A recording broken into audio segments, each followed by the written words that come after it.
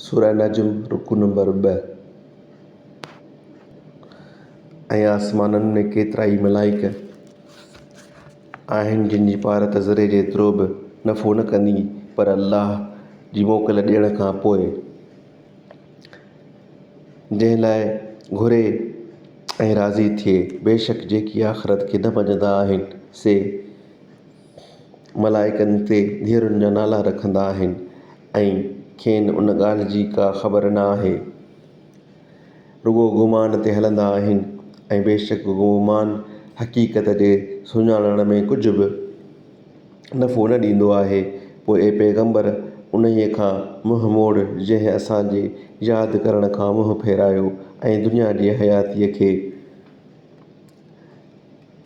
हयाती खां सवाइ ॿियो की न घुरियईं।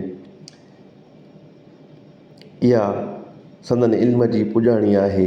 बेशक तुंहिंजो पालनहार उन्हीअ खे चङी तरह ॼाणंदड़ आहे जेको संदसि वाट खां भुलो ऐं जेको सिधे रस्ते ते हलियो तंहिंखे बि उहो चङी तरह ॼाणंदड़ आहे।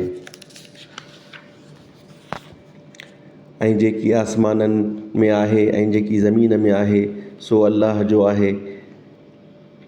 त जिन बुछड़ा कम कया तिन खे उन्हनि कमनि जे करे नेठि सज़ा ॾिए ऐं जिन चङायूं कयूं तिन खे भलाईअ जो बदिलो ॾिए।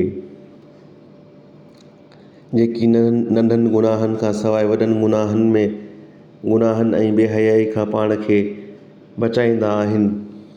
बेशक तुंहिंजो पालनहार उन्हनि लाइ वॾी बख़्शिश वारो आहे। उहो अव्हां खे चङो ॼाणंदड़ आहे। जॾहिं अव्हां खे ज़मीन मां पैदा कयाईं ऐं जॾहिं अव्हीं पंहिंजनि माउनि जे पेटनि में ॿार हुयो, तंहिं करे अव्हीं पाण खे न साराहियो।